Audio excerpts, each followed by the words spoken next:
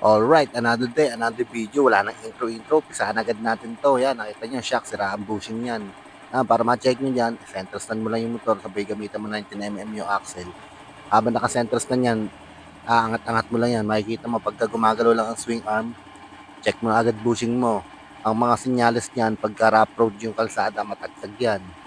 Ganyan talaga pagka rear shock ang nasira. Bushing yan ang sira niya. Kaya naman, tatanggalin ko na yan. Papalitan agad natin ng MVR1.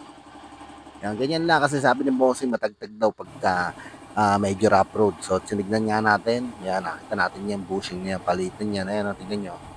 Labas na yung ply nung bushing niya. Harap likod yan. Taas baba. So, ngayon, ito ilalagay natin. Powered by MVR1 monoshock. Ayan, o. So, mapapansin nyo dyan sa monoshock na yan. 3 turn lang yan. Ayan, o. 1, 2, 3. 3 turn. Samantalang itong spring na to, so, 4 to 5 turns yata yan.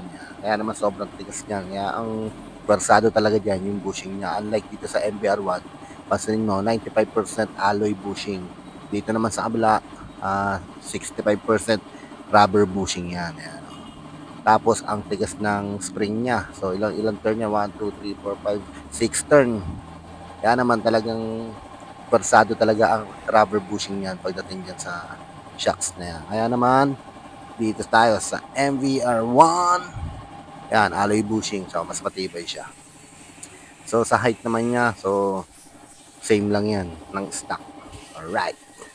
Kaya naman, lalagay na natin yan dito sa unit. Ayan na nga nailagay ko na nga. Wala nang keme-keme pa. Diretso na yan. Yan, o. Ganyan lang naman yan.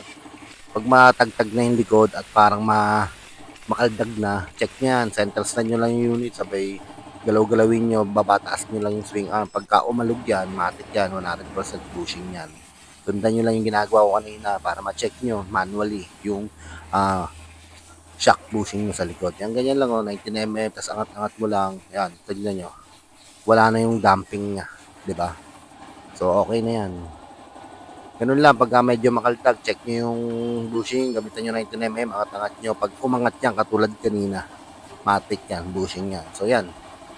Suggest ko lang yan, MBR1, magandang klase talaga yan. Yung ibang brand, pagka nakita nyo may rubber, hindi naman sa paninira, talagang madalas yan. Ganyan, no? Lalo na yung mga naka-R. Alam nyo na, pag R, matik yan, talagang quality yan. No, may mga stock pa pala tayo dito. MBR1, yan, with canister at saka without canister, pero fully adjustable lahat yan. Alright.